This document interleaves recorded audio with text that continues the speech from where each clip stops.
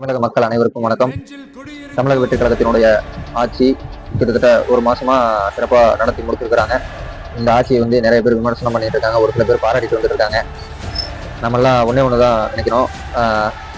இதுக்கு முன்னாடி நடந்த ஆட்சியில எல்லாம் பாத்தீங்கன்னா எப்படி இருக்குன்றது மக்களுக்கே தெரியும். இந்த ஆட்சி காலத்துல இப்போ வந்த ஒரு ஸ்பாட்லயே பாத்தீங்கன்னா ஒரு 10-15 திட்டத்தை ஸ்பாட்லயே கொடுத்துட்டாங்க. மெயினான திட்டம் ஒண்ணு பாத்தீங்கன்னா முதல் கையெழுத்து போட்டாரு பாருங்க.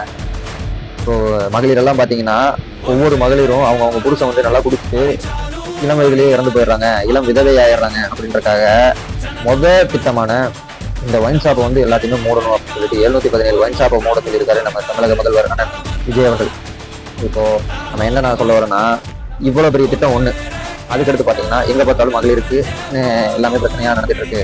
எங்க பார்த்தாலும் கொலை, கொள்ளை, கற்பழிப்பு, மகளிருக்கு பாலியல் சீண்டல் அப்படின்னு சொல்லி நிறைய தமிழ்நாடு ஃபுல்லா ரொம்ப மோசமா போயிட்டு இருந்துச்சு. ஸோ அதுக்கெல்லாம் முற்றுப்புள்ளி வைக்கணுன்றதுக்காக சிங்கப்பெண் திட்டம்னு சொல்லிட்டு தனி ஒரு காவல்படை அமைச்சு மாநிலத்தில் எத்தனை மாவட்டம் இருக்கோ அத்தனை மாவட்டத்திலையும் ஒரு தனித்தனி காவல்படை அமைச்சிருக்காங்க. சிங்கப்பெண் திட்டங்கிறது இது எவ்வளோ பெரிய விஷயம்னா, இதுக்கு முன்னாடி பார்த்தீங்கன்னா புரட்சித் தலைவர் அம்மா அவர்கள் காலத்தில் பார்த்தீங்கன்னா பிங்க் கலரில் ஒரு வண்டி விட்டு ரோந்து பெட்ரோல் விட்டு மகளிருக்கு பாதுகாப்புன்னு ஒரு வண்டி விட்டாங்க. இவர் அதவே நல்லா அப்டேட் பண்ணி அதுக்குன்னு தனி ஒரு போலீஸ் ஃபோர்ஸை ரெடி பண்ணிட்டாரு. அது எவ்வளவு பெரிய விஷயம்னா, ஏன்னா இந்த ஒரு மாசத்துக்குள்ள எவ்வளவு பெரிய விஷயம். இன்னொன்னு கஜானா காலின்னு சொன்னாப்ல, ஆனா கஜானா காலியா இருந்தாலும் போன முறை பாத்தீங்கன்னா 1000 ரூபாய் பணம் எல்லாத்துக்குமே கொடுத்தாப்புல. அந்த 1000 ரூபாய் பணம் அவர் ஆட்சிக்கு வந்ததுமே கையோட கொடுத்தாரு. இது எவ்வளவு பெரிய விஷயம்னு மக்களுக்கு தான் தெரியும். ஆனா இது தெரியாம இன்னொன்னு, விஜய் பிரஸ் மீட் கொடுக்க மாட்டேறாரு பேசிட்டு. விஜய் பிரஸ் மீட் கொடுத்தா ஏன் கொடுத்தாருன்றீங்க. அவர் கொடுத்தாருன்னா அப்பா அப்படி பேசிட்டாரு, அப்பா இப்படி பேசிட்டாரு, அப்பா அதை பேசிட்டாரு அப்படிங்கிறீங்க. ஆனா பிரஸ் மீட் கொடுக்கலன்னா ஏன் கொடுக்கலன்னு கேட்கறீங்க. ஏங்க ஒரு மனுஷன் பேசுனா கொடுத்தா, பேசலன்னா கொடுத்தா என்னதான் பண்ண முடியும்? ஒரு மனுஷன் சும்மாவே இருக்க முடியுமா? சும்மா இருந்தாலும் அதையும் ஐயோப்பா இவர் என்னப்பா ஒரு தமிழ்நாட்டினுடைய முதல்வர் பேச மாட்டேறாரு, இல்ல அவருக்கு ஏதோ ஒண்ணு பேசிட்டாருன்னா உடனே ஏப்பா அவர் என்னப்பா ஒரு முதல்வராக இதை பேசுறாரு. ஏங்க எத்தனைங்க விமர்சனம். பாவம் அவர் இப்பதான் ஒரு மாசம் ஆச்சு. இந்த ஒரு மாசத்துல எவ்வளவு திட்டத்தை கொடுத்துருக்காரு தெரியுங்களா தமிழகத்துக்கு.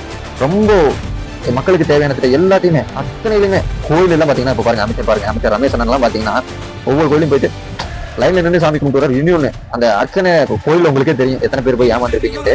கோயிலுக்கு போனீங்கன்னா பழம் தேங்காய் பாத்தீங்கன்னா இஷ்டத்துக்கு இப்போ உனக்கு 10 ரூபாய் கொடுப்பாங்க, எனக்கு 20 ரூபாய் கொடுப்பாங்க. அந்த மாதிரி தான் மூஞ்சி பார்த்து கொடுக்குறது. அப்பா இவன் பணக்காரன், அப்பா இவன் ஏழை அப்படின்னு பார்த்து மூஞ்சி பார்த்து கொடுப்பாங்க. இப்போ அதுக்கு ஒரு முற்றுப்புள்ளி வச்சிருக்காரு நம்ம அண்ணன். பாத்தீங்கன்னா எல்லா கோயிலுக்கு வெளியே இருக்கிற கடைகள்லையும் அர்ச்சனைக்கு தேவையான பொருட்கள் என்னென்ன விலை அப்படின்றது போர்டில் போட்டுக்கணும் அப்படின்ற மாதிரி ஒரு அறிவிப்பான வெளியிட்டிருக்காரு. அது மிகப்பெரிய ஒரு நல்ல ஒரு திட்டம் தான் சொல்லணும். ஏன்னா மக்கள் ஏமாற்றப்பட மாட்டாங்க. ஏன்னா இத்தனை நாள் மக்கள் ஏமாத்திட்டு இருந்தாங்க எல்லாரும். திடீர்னு 5 ரூபாய் கொடுத்துருப்பாங்க, திடீர்னு 10 ரூபாங்க. அந்த இப்போ ஒரு எலுமிச்சம்பழமே இருக்குன்னு வச்சுக்கோங்க, 5 ரூபாய் கொடுத்துருப்பாங்க, திடீர்னு 7 ரூபாங்க. அதெல்லாமே நிறுத்தப்பட்டிருக்கு. ஸோ ரொம்ப பாராட்டக்கூடிய விஷயம் தான் இதுவும். அதுபோக கல்குவாரி எல்லாம் மூடி இருக்கிறாங்க. ஒரு சில அங்கீகரிக்கப்படாத கல்குவாரி எல்லாம் மூடி இருக்காங்க. இது மிக சிறப்பான ஒரு செயல்பாட்டை கொண்டுள்ளார் தமிழக முதல்வர் அண்ணன் ஜோசப் விஜய் அவர்களுக்கு எனது மனமார்ந்த வாழ்த்துக்களை தெரிவித்துக் கொள்கிறேன். அனைத்து விமர்சனங்களுக்கும் கண்டிப்பா முற்றுப்புள்ளி வைப்பாரு. இன்னொன்னு அவர் பேச மாட்டேங்கிறீங்களே, அவர் பேசவே மாட்டாரு. உங்களுக்கு முற்றுப்புள்ளி வேற லெவல்ல வைப்பார், செயல காட்டுவார் அவரு. சரியா?